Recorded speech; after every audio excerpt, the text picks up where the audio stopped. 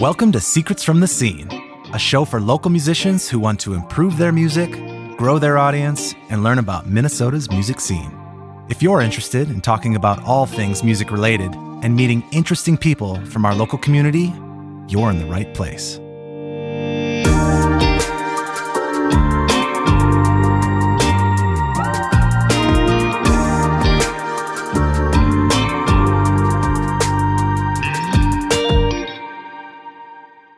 Welcome to Secrets from the Scene. My name is Stephen Helvig, and I'm your host. I'm here today with Lasalle, a new artist here in the Twin Cities. Been around a little bit, but has recently been selected to play in the Best New Bands concert at First Avenue, January 17th in the main room, which is going to be exciting. Today, we're going to talk about what it's like to be a new band, what it takes to go from zero to playing in Best New Bands. And our guest today has done all that in a short amount of time. So we're going to pick his brain about everything that goes in to make that happen. But additionally, we're going to talk about sort of the mindset of being a new artist, like when you first set up your social profiles, what you're thinking about, how you want to show up, when you're creating these things, what goes into it, when you're pursuing the art versus the business, and a lot more. So without further ado, please welcome Lasalle.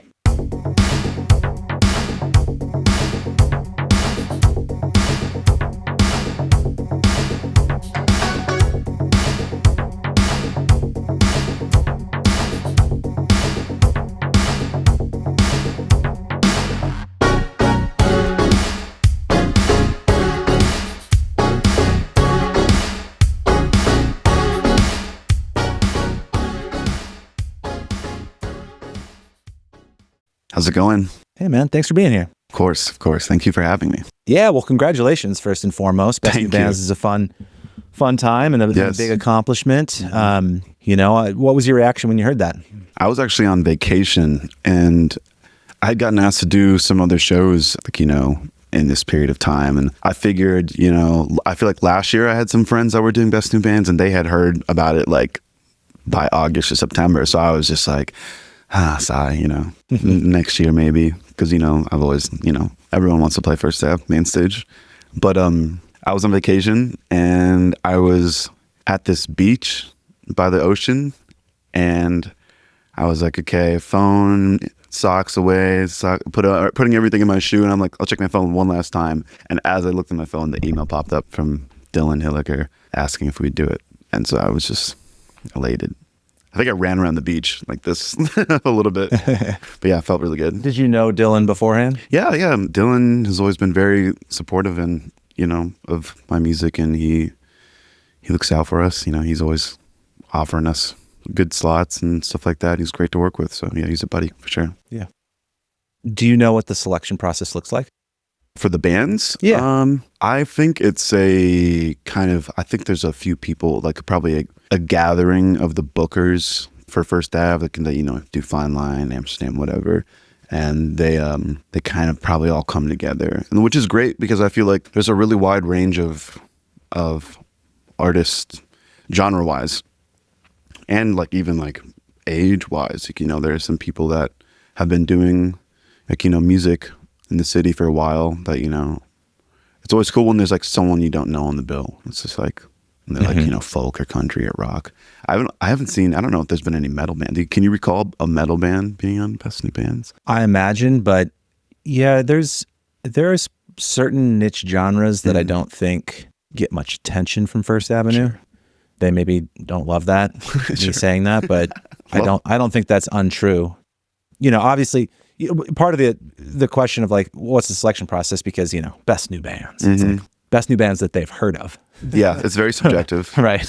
So there's plenty of groups out there that, and often one of the bands on there is Megan and the Birdwatchers. Not a new band. Yeah, not a new band. Not even close to new band. Yeah. Great band. But that's what I mean. It's just Best New Bands that they've heard of. So, I don't think there's a ton of metal acts that go through that circuit. Yeah. But if it's all those venues, then there's got to be plenty. Yeah. I think the selection process is probably based in, what everyone can come together and agree on is new and fresh and most popular, and also what might deserve more recognition locally. I don't know.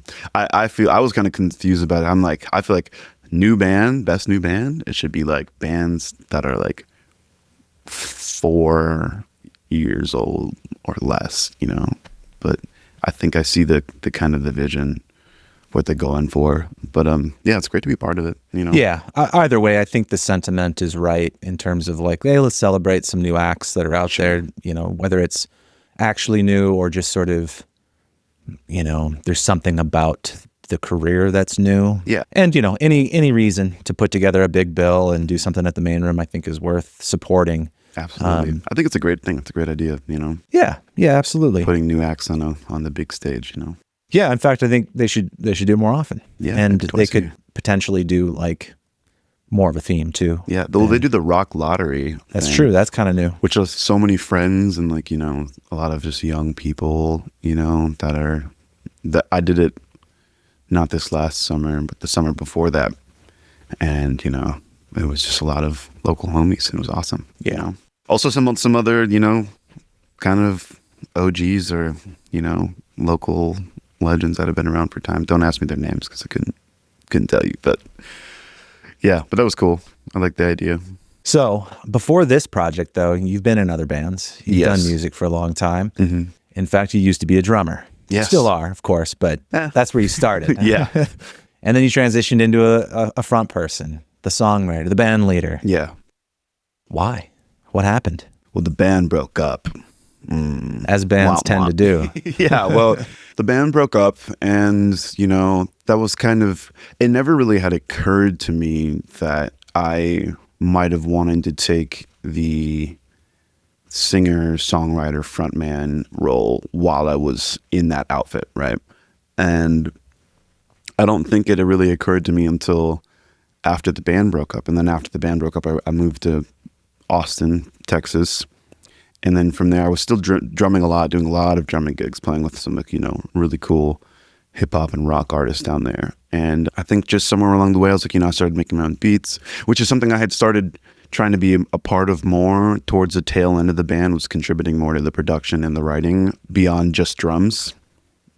And yeah, as that kind of evolved, I realized I liked to dance, and I just start when I closed my eyes and I thought about the pinnacle or the center of my music career would be like or look like what I would see, it stopped being from behind a drum kit and started being from behind a mic. So that happened very slowly, and that was, you know, for a while I was just like, oh, I love producing, you know, and then I was like, I'll sing on this, and then I used to like, you know, I'd make like 1 or 2 demos, like, you know, at 4 a.m. in the studio by myself and never show anyone or never finish it. And it's cool because that whole process, as I moved back, you know, I started being in the jam scene, and I just realized that it was something I felt like I could do and something I was ready to do. And I still had no idea really what I was doing.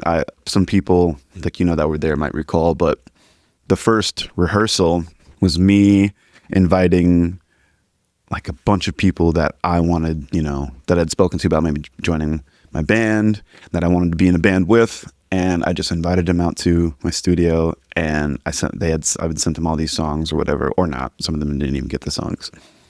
And we all started playing. They were like, wait a minute, is this a rehearsal? And I was like, maybe, yes, maybe it is. And I had literally never ever sang and played guitar at the same time before that rehearsal. I just threw myself into the fire and just thought I'd figure it out. And Interesting. I did. I don't know why I did that. I think sometimes I have this. You hadn't done it before at all? No, not even like in my bedroom, like, or I didn't like, or like into the mic before they came.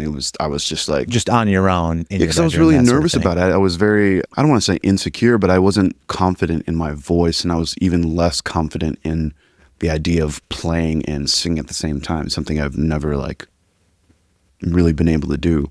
And then I have a tendency to put myself in these sink or swim situations where I have to be ready or I'm going to be really embarrassed. And then I think that pressure is more motivating than discipline. I don't know, instead of just like, working hard at something. What was the hardest part then for you?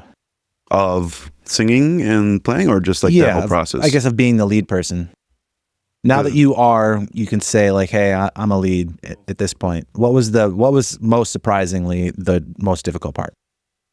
I would say the first thing that comes to mind was directing or leading a group full of people, not because it's hard to manage a large group of people or whatever, but because I didn't really like telling people what to do. I didn't want to start this band where it was like I hired a bunch of like, hired guns. You know what I'm saying? I didn't want it to be like, here's a song, play it like this.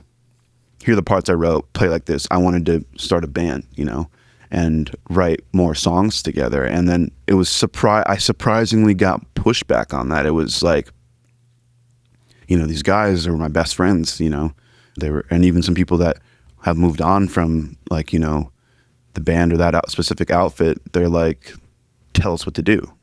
These are your songs and these are the way, this is the way it's supposed to be. Tell us how you want it. Tell us how it's supposed to be. And I'm sort of just like, well, here's the template of, this is just a demo. And they're like, no, this is amazing or whatever. We love this. You got to drop this. How do you want it? Sort of. And that was surprising because I feel like when I was in a band, I didn't like being told what to play or like, how to do it. If it were my band, when I was playing with somebody else, it's obviously different, but yeah, a lot of that comes down to expectations, right? Yeah. People have different expectations of what a band or collaboration or songwriting or any of that means. Mm-hmm. So is that something that you openly talked about when you got things started, or like after Absolutely. A little bit of this, you were like, okay, we got to talk about how this is going to run? I had literally no idea what I was doing. When I started gathering people around, when I accepted our first show, I had lyrics on one song. I didn't have anything. I very much so leaned into these people. Like, how do I do this? How do I even be a songwriter? And when we played this first show, I was sitting in like, the basement before the show on my phone, finishing the lyrics, running around all day trying to memorize them, and that's again, a moment where I'm sink or swim, throwing myself into the fire. So yeah, very much, that was very difficult too, was bridging the gap between wanting to write a good song and writing the song, because and that's why the lyrics have changed or evolved over time. And it's interesting because a lot of the lyrics in those songs came from fantasy, came from just me talking. Some of them came from like, experiences or love or heartbreak or whatever, right? But a lot of them just came from me hearing the vowels and me feeling that this is what the song should be about and being like, okay, that works, and the lyrics, kind of moving with it. And it's so funny that every single one of those songs has evolved into being incredibly personal and incredibly relevant to my life. So it's almost like I like spoke it into existence. I was predicting the future in a way, but anyways, that was kind of, that was also another difficult part about stepping into the band leader frontman situation is, how do you market like yourself, like your heart? You're like selling yourself almost in a little bit. Some people disagree and they think, oh, I don't think it's selling yourself. I think there is a healthy relationship between wanting to be a successful artist and also being a genuine artist and talking about like, how you really feel. But I struggled with that a lot. I felt like, I'm sitting, especially because I play pop music. So I'm sitting up here playing all this pop music, telling people to dance and like, it's funky and it's groovy. And I'm like talking about something that didn't happen to me yet, or B, something that broke my heart. And it just is like, I took a while to adjust to that, I think, especially because like you said, we've done this very quickly, and it was hard being like sort of, I knew that the sound was good. I knew that the band was tight, and I knew that, we were doing something that honestly no other bands really in the city are doing genre-wise, So I was confident in that fact, but I was also sort of nervous, like, for a little bit I was just like, is this how you do this? Because I never had been on the frontman side of things, I didn't have to lead or manage, but, I want to circle back to what you just talked about in terms of when you put yourself out there of like the art versus the business of selling it and the presentation and ultimately the branding and the vibe that you put out there. I want to go into that deeper, but let's hold off for a second because let's talk a little bit just about the origin of setting it all up. How did you meet your bandmates that you're playing with now? Well, there was a couple earlier members who aren't in the band anymore. I essentially met everyone in the same context. I started going out to the jams. I went to a Flavor World event, Flavor Fest, and that's where I met a lot of people. It's funny, Anna Devine, who's in Shoots and also makes her own great music, she was one of like the first people I met. And Nate Walker too. I saw them play with Aiden Intro and I was like, man, I miss doing that. Also, I didn't know people were still doing that. This is awesome, and I want in. So I met some people around that same time, but the current members, Gavin, my bass player, I met him I think after a show at Green Room, and I think we had touched base or whatever, followed each other on Instagram before. And then when I finally reached out to him for like, hey man, would you be interested in joining a project? He's like, yeah, I'll consider it. You got music? So I sent him a Google Drive folder. He's like, cool, I'll check it out and get back to you. And then later that night, I saw him at a jam. He's just like, we were just talking and we hung out like, that night. And then he checked out the demos and he was really interested in it. So boom, bass player. And then I held a jam at my own studio, and this guy, his name is Spencer, incredible drummer. He fortunately for him, moved to Florida last October, 2 Octobers ago. And he came to my jam and he was the first person there. And I had no idea who he was. And I was just like, I had posted the whole flyer online. And I was just like, whoa, there's going to be strangers here. And we had the same interests. We had the same music inspirations. We were just in love with all the same stuff, and he totally understood it. So immediately, tapped in with him. And then lastly, Bobby, who does keys and guitar, he was the frontman and band leader of the band I was in from we've been playing music together since we were like 12. Okay. So he's literally one of my... So that was an old connection. Yes, he's one of my oldest friends. And it's so funny. I was hanging out with Bob Milo, and we were outside his studio, and Bobby also had a studio at the same location. And we're out there, and I'm like, oh, who am I going to get to play guitar, man? Please, will you play guitar for me for the show? And Bob's like, if you can't find anyone else, I'll do it, but I really don't want to. And I was just like, shoot, like, who am I going to do? And I'm stressing about it. I'm just like smoking a cigarette or something.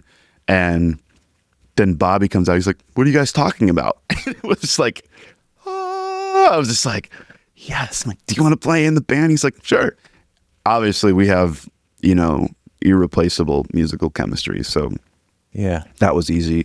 And then after Spencer moved away, it's so funny how these things just work out. The night of our last show, I woke up from a DM from Keenan, our current drummer, saying, hey man, I really want to play drums in your band. Who says that? Who reaches out to someone saying, I see you have a drummer, I want to be your drummer? He had no idea that was our drummer's last show, and that I needed a drummer and desperately, and had no idea who I was going to find. And so they just worked out perfectly. Well, you do though. You reached out, you've posted jams, you've connected with people. That's exactly what it takes. And I want to recap that a little bit, because for all the listeners out there that are in they're maybe still thinking like, yeah, I want to do that. I want back in, like you said, when you went to that show. That's where it starts. Yeah. You show up, you got to go to events and you got to hang out. And, whether that's the Flavor World stuff that you mentioned, I mean, there's tons of open mics and jams. Yeah, totally. Go to jams, go to shows. Just meet people and say hello. And then, be ready to, at the very least, just converse about your interests. But, you had a drive of some demos, just probably some things that weren't completely flushed out yet, right? No vocals. That was the thing. Everyone was just like, you got anything with vocals? To this day, some people will be like, can you send me something with vocals? Be like, I don't have it. It's all on the computer. Yeah. So, but you had something, at least a direction of like, hey, this is kind of what I'm thinking, so that people, it's a way to communicate. Like, would you be interested in something like this? Yeah. And I want to, at some point too, I want to circle back. I want to talk about, if anyone is like wondering how to get back in, I want to talk about how I did it and what I did. Also, we should circle back to that at some point too, because that was really a beautiful, also important experience, because there's a difference between leeching and networking and connecting, and it's a broad spectrum. Sure. Yeah. Well, I mean, I think all of this is pretty organic networking. This is part of it. There's intention, and that's fine. Totally fine. But you're making the moves. You're putting yourself out there. You're meeting people, and the larger that network grows, the more likely things like you just mentioned with the second drummer reaching out are to happen. Right? Yeah, totally. Because you're meeting more people and putting yourself out there in the universe, and is where it starts. It can be scary. It's called motion. Yeah. Did you ever have issues with having, two people interested in the same thing or in the band? Yeah. Like, when for instance, this open jam where anybody can show up, was there anybody you had to be like, that really wanted to be in the band and you're like, this isn't the right fit? Not really. Nate Walker really wants to, shout out Nate Walker. Nate Walker really wants to play guitar. And he's like, bro, please. If Bobby's ever sick, take me on tour. I'm like, I got you, man. You're second. You're not around. But no, not really. No one's really. Also, I think people found me sort of intimidating for a while. I don't know really why, but they were kind of like, hesitant to, ask for something like that. So get to your point then about the networking versus leeching. Right. So the whole way that this is real secrets from the scene right here. This is the real back door. Okay. I went to the first show and I decided that I wanted to be back into the music community. Also, it was post-COVID. I'm like, oh, shows are back. This is cool. I didn't really realize. I had literally no idea. I'm like, there's this whole Instagram circuit of the music community that I just totally was not in. And so I got back into it and I just started showing up. And before I even could play instruments, I was just oh, hey, I know you. Oh, we met that one time. And, they're like, oh yeah. And kind of hesitant or whatever, but just repeatedly doing that. And sometimes that can come off as that you're trying to piggyback off of something or insert yourself into a scene. Because one thing about a lot of communities, especially in Minnesota, is they can be very cliquey, even if it's not super cliquey or cliquey in a negative way. It's just people can be hesitant to let new people into their circle unless it's organic. They gotta, which is fine. You gotta kind of vibe check some people real quick, but that's cool. And from there, I started going to jams, and I just needed to make sure that as many people, especially musicians in places that I wanted to be, playing places I wanted to play at, were hearing me play. They were hearing me play bass. They were hearing me play guitar. Drums, really, I was just can I play drums? They're you're a sick drummer. And the whole time, I'm really into guitar, really into bass, and plotting to start my own band and sing, right? And I remember months of doing that and genuinely making friends, and it was awesome. It was beautiful. Genuinely making friends and genuinely making new connections and going out to shows and showing up for people and just being consistent in support and being loud about support too, and that wasn't plastic. That was genuine. Because I think it's really important to not even gas someone up, but be loud about your love, especially for a local band that you think is, if you actually really, really enjoy someone's music and enjoy someone's performance, you should be loud about it and you should let them know, because especially from where I'm standing now, that means the world, and that can change someone's mental perspective and emotional perspective immediately. But beyond that, I remember the first time people in the jam scene had heard me play bass, and they were like, you play bass? And I'm like, I play guitar. I'll play all these things, And I was just grinding. I was just showing up and doing my best to connect with more people. And then by the time that I was anywhere close, which is also how, I made the band, really. And by the time I was announcing or plotting or talking about how I was starting my own band, these fantastic musicians and these lovely people and this lovely community had already respected me as a proper musician, right? And so I didn't have to prove anything. And that's another thing too, is about, you know, playing your cards right, is I wanted to make sure that, you know, people heard me do this and people saw my face a lot and felt that support, you know what I'm saying? But it was like I had a hidden card the whole time, you know. It's just like, oh, I also do this. Oh, I also do this. And not only that, but I'm starting a band and I sing and write music. And then by that time, everyone was like, what? You know, not everyone, obviously, you know, group of people, music scene, they were kind of shocked. But they knew that I had put together cool jams. They knew that I could, like, you know, play multiple instruments. And so they were excited. And that's a perfect example of the love you put out coming right back to you. Is it's not about being cool. It's not even about what I said about having the right card to play or whatever. It's just about showing up and being consistent and being serious about your craft, you know, even if you're not the best, even if you don't play 2 or 3 or 4 instruments, or even if someone whose main instrument isn't your instrument and then they come on your instrument and blow you away or whatever, if you're serious about your craft, people can tell. And if you're not, people can tell. So that was the way that it happened, was just, which also comes into play sort of with popularity. It's kind of creating a buzz, is like being consistent. And even once we started playing shows, you know, we very quick, we went from no shows, nothing happening, to packed basement shows, Grand Old Day, more packed basement shows, Green Room, 7th Street, you know, in the span of like 4 or 5 months, you know, give or take.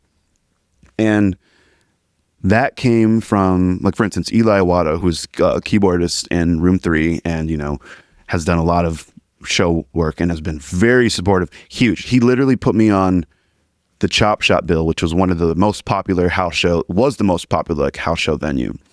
And he put me on the second to last date because I asked, not because I was hype or because, you know, not even because he was a super big fan of me. It was because he could tell I was serious. He knew that my band was full of, you know, hitters, and I asked him to, you know, all I did was ask. And he's someone that was also in the Flavor World circuit, you know, who had been around a lot.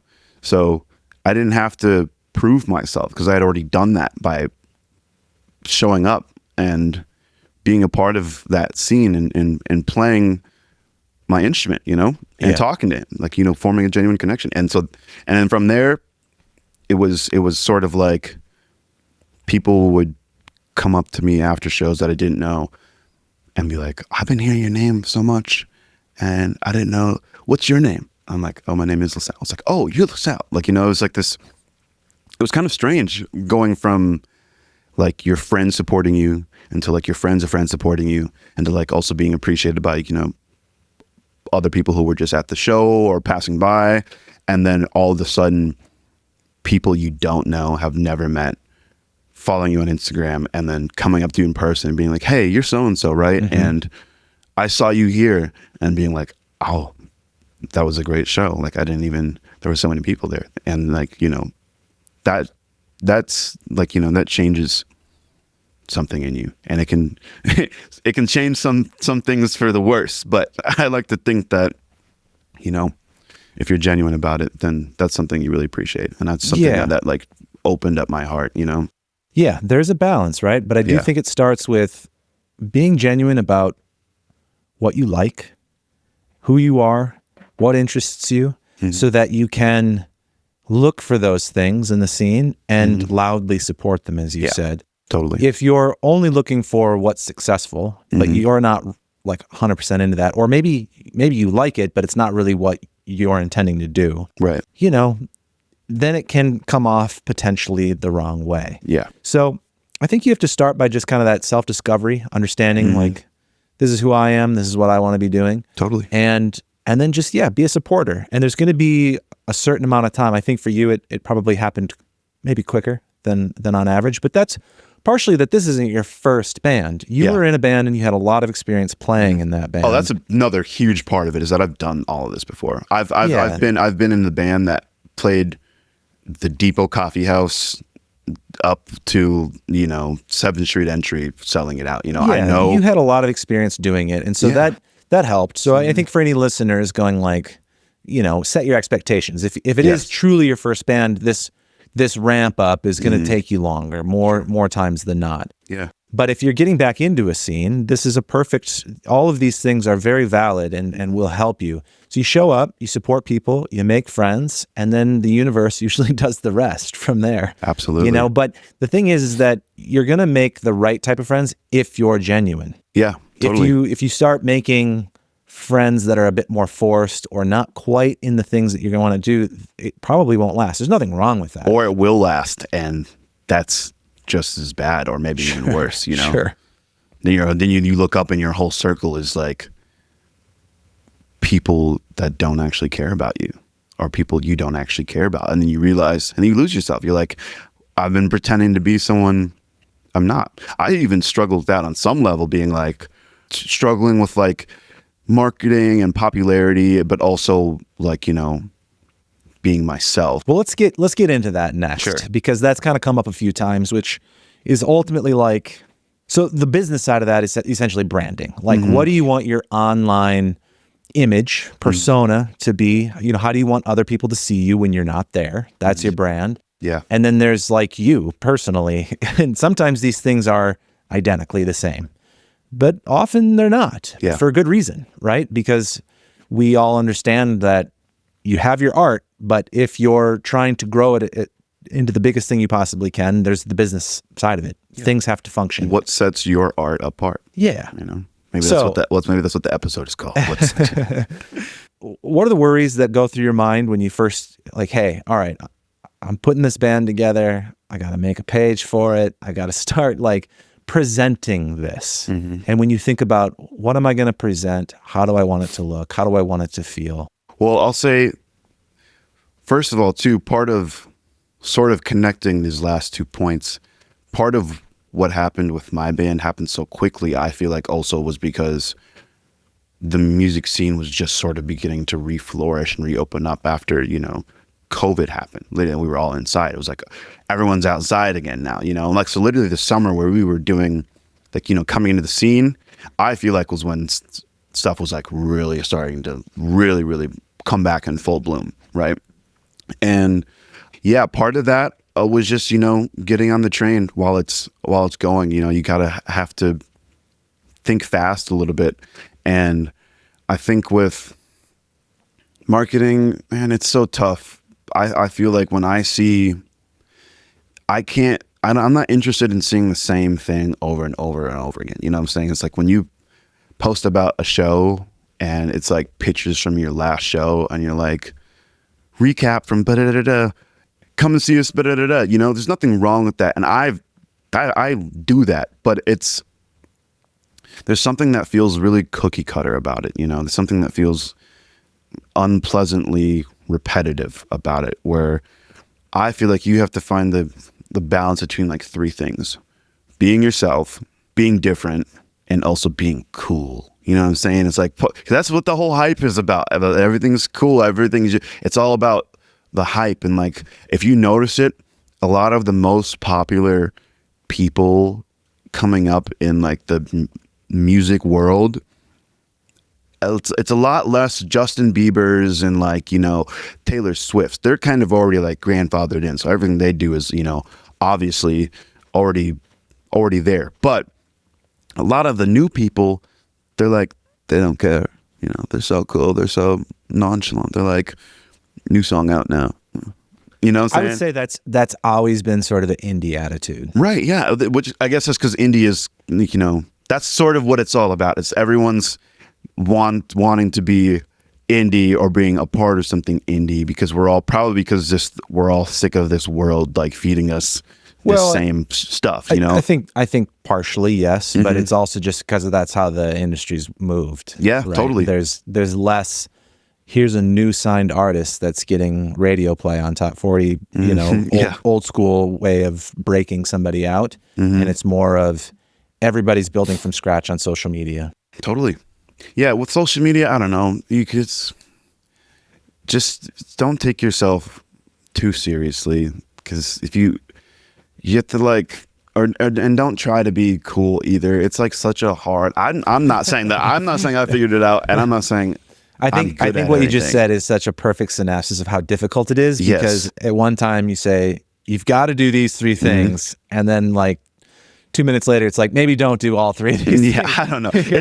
I'm very unhinged. Like if you look at my stories and like online and like so even some of my posts, they're very, you know, I can be very unhinged online. Well, I think I don't think you're wrong though. I do think that it is a balance of being yourself, being cool, and I put cool in quotations because it's cool to the people you want to be cool to. Sure. You will never be cool to everybody. Yeah.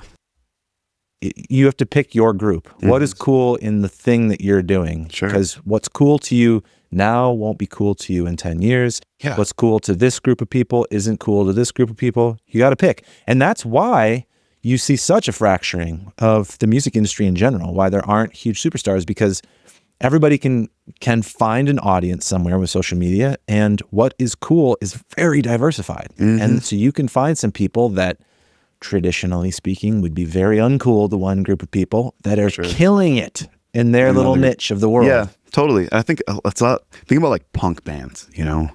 Punk bands don't care. That's kind of like the aesthetic is like, you know, I don't care. I hate everything, even you. Come to our show if you want, you know, sort of. But that's the attitude is cool. So I try to be very much so myself, but also I try to just express as much gratitude as possible also, because one thing I think that shines above any other kind of strategy is being genuine and being thankful, you know? I agree. I think those, you can never go wrong. Totally. Because you just be a sweetheart.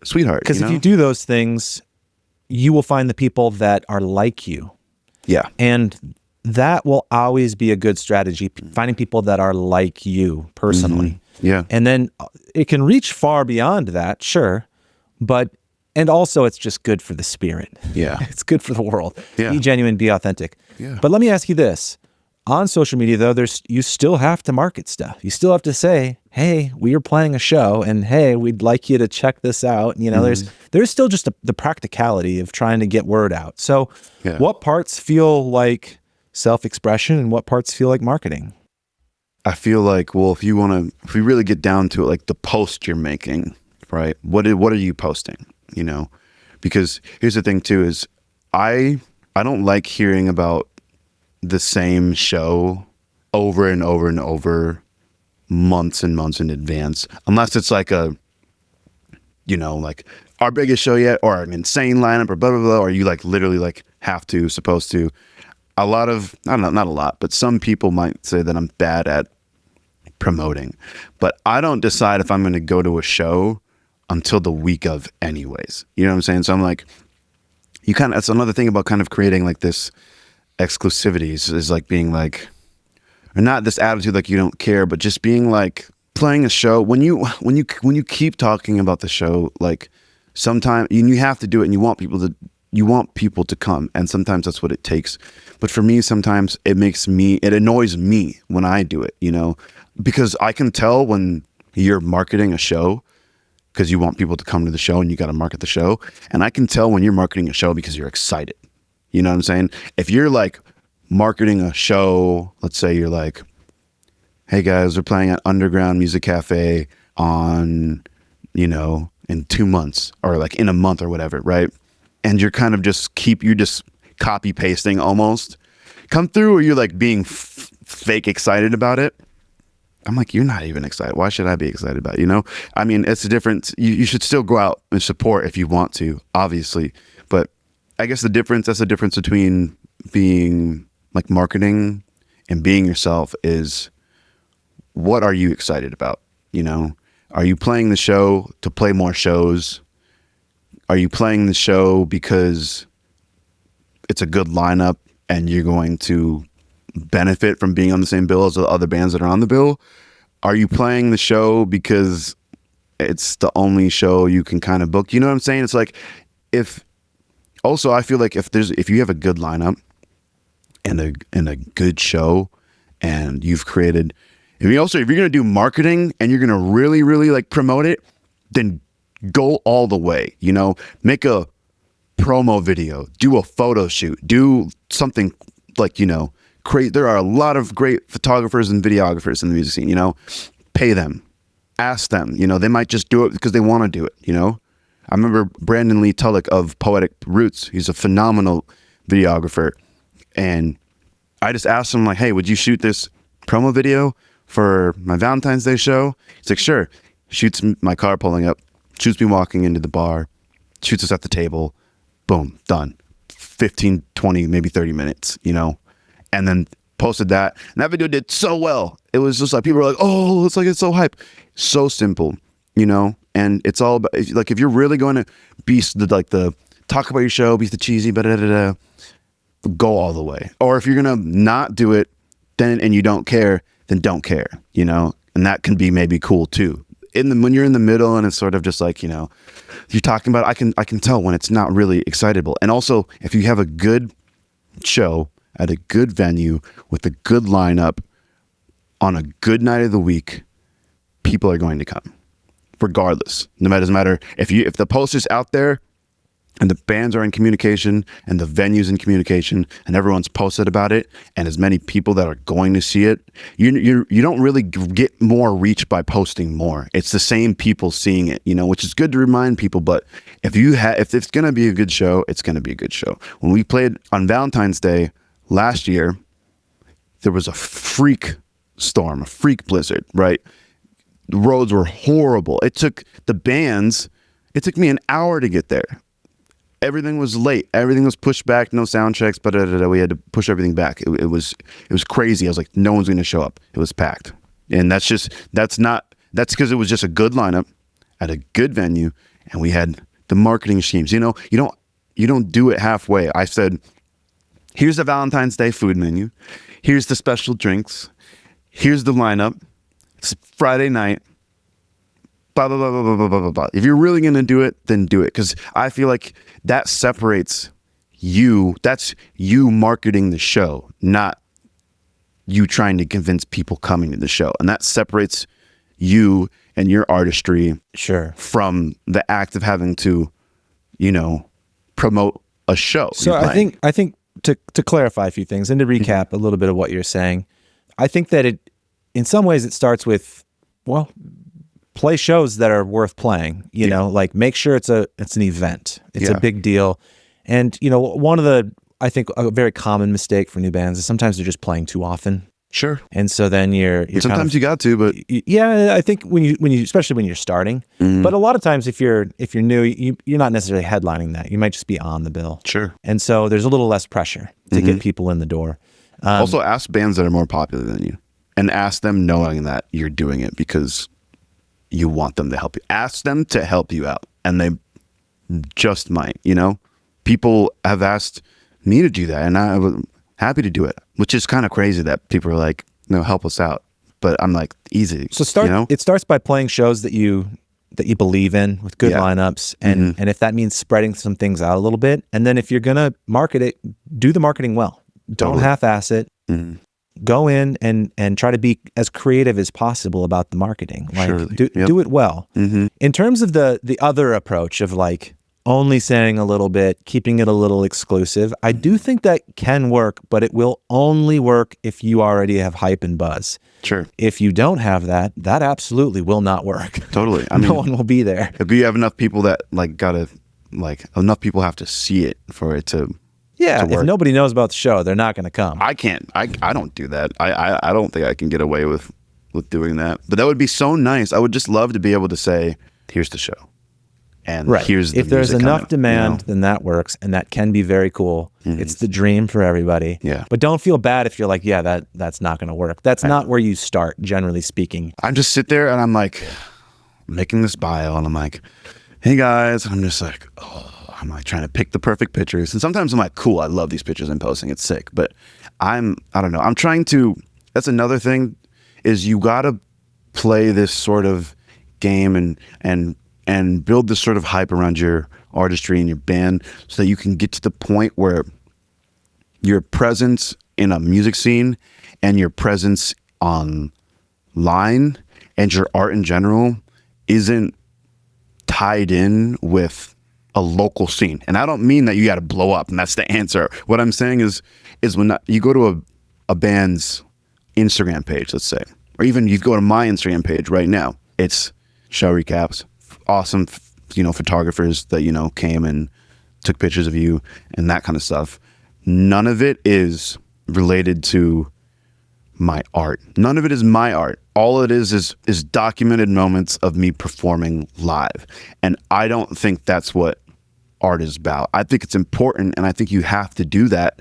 But I also am looking forward to the moment where, yes, there's cool pictures of us, playing live. There's great pictures of us, there's documentation of us playing and being a band. And that's awesome. That's beautiful. But also you go to my page and it's all my art, my visuals, my curated photo shoots, my curated posters, my album art, my single art. You know what I'm saying? That's what I really want. And I think that's probably why I get so bored of, just being like, because I'm so thankful, and it's so sick when, you post photos and people are like, all your friends comment and like, they really support you and like, I was there, like, they even repost it, and that's beautiful, and you got to do that. But yeah, I want people to think about me as in the context of my art, not in the context of my performance, which is probably so funny to say and so obvious to say considering I haven't released music, which is insane.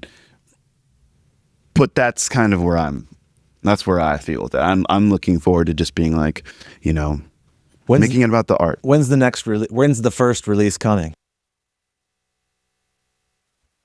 Soon. It's not done. Nothing's our producer's laughing, but yeah, we're working on it, and I'm thinking, something I've always felt was that I wasn't going to rush it, and I could have released the music the summer we started, playing shows and becoming more popular. So happy I didn't. What's the risk of releasing too early or releasing too late? It depends on you. There is a window where you're like, okay, this would be a perfect, like for instance, I'm about to play on one of the most notorious, stages, venues in the entire state. And there's going to be more people that haven't seen me and haven't heard my music there than there are, the opposite. And they're not going to be able to go get in their car after the show and play my music on their phone. Bummer. But also windows come and go. You're hype, and then you kind of, and then you're hype again, and you have a really good show, and but you have a really good lineup. It always comes and goes, and I think that you have to just. Well, the most important thing still is your. We were just talking about this other day. Is what does the idea of the perfect end result look for you? Because obviously nothing is ever perfect, but that's also what makes it perfect. So what if your music, if your art is at its absolute peak? In your heart that this is what it's supposed to sound like, and you're happy with it, and it makes you cry, and you're in love with it, and you can't wait for people to hear it, drop it as soon as you can. If there is anything else compensating for that, do what you want, but that's why I haven't released music, because it's none of it. It's not done. Nothing has gotten to the point now where I'm like massively in love. Well, things now we're very, very close. I'm very close to having a large amount of, music out, and some singles are coming in the short term, and I'm excited for that, but only because I know that when they come out, they're going to be what I dreamed of them to be and the way I heard them in my head. And it is a bit of like a perfectionist thing, but if there is anything you should be a perfectionist about, it is your art. And sometimes it takes, an outside perspective to say, this is great, this is perfect, this is done, release it. Sometimes you can get lost in your own world, and sometimes you just got to get it out there and just got to try it out. So it's both. You can do both. It's all up to you. You know, I could have dropped a demo tape like I said I would a year ago, and I didn't. And part of that is perfectionism, part of that is like, you know, laziness, ADHD, whatever you want to call it. But the main piece of that is it wasn't there. And I'm so happy. The biggest, like I said, I'm so happy that I didn't release the music when I did, was because playing those songs for like a year and a half now has totally transformed them in my head. Yeah. I've become more comfortable with them. I've heard them with different musicians. I've heard them in different settings. I've heard them with backing tracks. I've heard them with no backing tracks at, you know, midnight at 331 in a drunk bar. You know, I've heard them in a wide amount of context, and it's changed the way I felt about them. It's changed the way I want them to sound. And now I feel like the time is now. You know, I'm at the point where I am feeling confident in it, and I'm feeling good about it. And if anything changes that, then I'm not going to drop music. I don't care about anything else. I know that I'm probably missing out on opportunities, blah, blah, blah. There's going to be this person, blah, blah, blah. I'd get more shows. I'd get more opening slots. I don't care.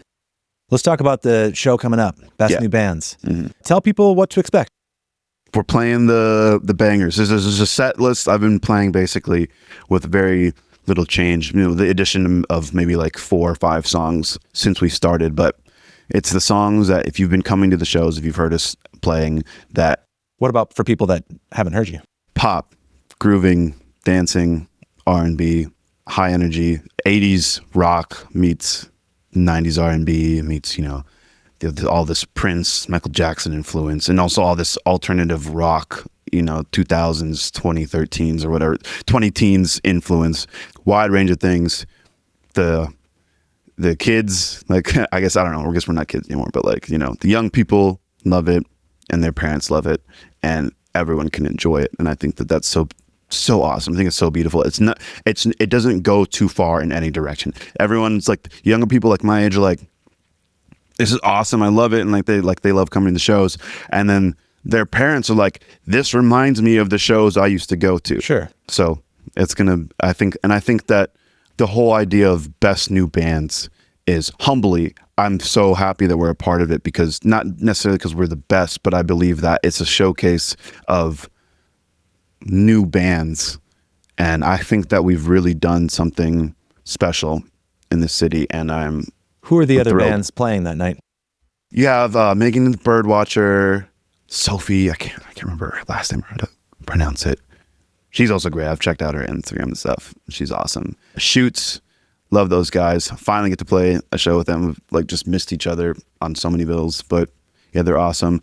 Mother Soki, they're like blowing up right now, which is kind of crazy to think about, that they're like at like millions of streams and they're like going on tours and stuff. So they're doing well and their music is awesome. And then Greg, who is an incredible hip hop artist, like hip hop R&B, you know, live band, which is cool because my bass player actually plays in his band too. So it's like, nice. You know, we got to play a show together about a year ago, maybe a little more than a year ago, with Soulflower. Also, shout out Soulflower. They are the best new band. They should be on the best new band lineup all the time, every year, because they're amazing. And they're some of my close friends and I love them a lot. We've played so many shows together and I'm excited to see what they do. Am I missing anyone? Mother Soki, Greg, Shoots, LaSalle. Here we go. Shoots, Greg, Megan and the Birdwatcher, Sally Forth. Oh yeah, Sally Forth is awesome. They used to have another band name, but yeah, they're awesome. But also Dylan Hilliker's band, so that's cool. He's the drummer. We've always bonded over the drummer things. Love you, Dylan. Sophie Hiroka. Sophie's super cool too. Yeah, this lineup is really cool and really special. Well, so First Ave wants to give away 2 free tickets for this show. And if you want to win them, just comment a friend, share the story, do something like that. What do we want to do to give away tickets? Should we do a different type of entry rule?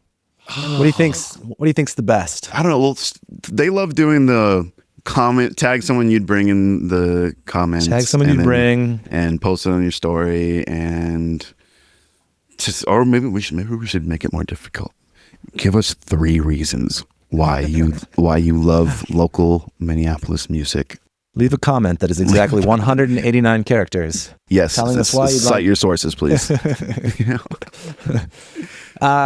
Let's keep it simple then. Yeah, just leave a comment, tag a friend, Tag a friend. Who will you bring? Who you'll bring? Yeah. The lineups are great. It's going to be fun. It's the best new band concerts are always fun. There's a lot of great energy. It's, for one, it's a lot of people playing First Avenue for the first time, which is so amazing. These are all bands that deserve like that stage, Yeah, and so you just can't beat it. And if you haven't seen any of these things, you can kind of get relevant. It's the perfect place to show up and see what's going on and meet new people.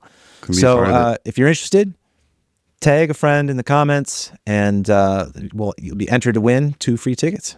Yes, 2 free tickets. Man, this has been great. Great conversation, great advice shared. Is there anything that we left out that you feel like is important? Yeah, thank you so much for doing this. This is my first interview session, podcast, anything like that. I've never done anything like this ever. Oh, cool, man. This is great. Closing statements. First of all, if people want to follow you, where do you like to send them? Lasalle Sounds on Instagram or Facebook. It's been a incredible journey. The local scene can be very rewarding to you if you treat it like it's something you are lucky to be a part of, which I am. And so I'm very thankful, and I'm very excited, and I'm thrilled to feel in my bones that like it's all leading up to like this moment, sort of, in a way, like where this is the year where the music comes out. And I think we're only going up from here, and we owe it to everyone that supported us, everyone that's booked us, everyone that's shown up for us, our families, our close friends. If you want to stay tuned for the updates and all that good stuff, you can follow me on Instagram. I guess it's the best way to just follow me on Instagram. If you don't have Instagram, then I don't know what to tell you. Just get it. Just do it. I love it. I love that piece of advice of, the scene can treat you really well if you show it that love in the first place and you care about it. I couldn't agree more. Mm-hmm. And, I usually ask people for, one piece of advice to share with Secret from the Scene. And I kind of feel like that was such a good one in the first place. I'm going to throw a curveball at you. What do you think is the most overrated piece of advice that people get in the music business? In the music business or the scene? Anything music related. That you have to do something. You don't have to do anything except for what feels right to you and for what your art needs to happen. That's the only thing you have to do. If whatever your art coming to life and coming to fruition looks like, that's the only thing you have to do. Someone would be like, oh, you got to do this, or you got to drop like this, or you got to drop this like this, or have this sort of blah, blah, blah, blah. You don't have to do any of that. If you don't, if people will try to sell that there's this formula that you can do, if you do the formula right.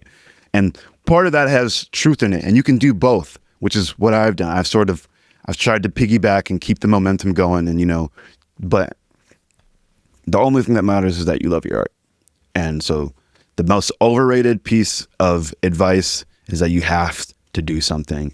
You only have to do what you love and what you need to do and what your art needs from you. Everything else is hearsay. You just do what you want, do what feels right, and don't worry about. And if you do that, here's the thing, because if your art is good and you are doing it at its maximum capacity, the best you possibly can, none of that stuff matters. If you are writing songs that need to be heard, then they will be heard. Shout out Crunch Burley. That's it. That's a direct Crunch Burley quote. Yeah. I love it, man. Thank you for sharing that. Of course. For everybody that listened, thanks for tuning in. Share it with a friend. Don't forget to enter the First Avenue concert for 2 free tickets. January 17th, First Avenue Main Room, Best New Bands. It's going to be fun. Tag a friend in the comments, and we'll see you there. See you there.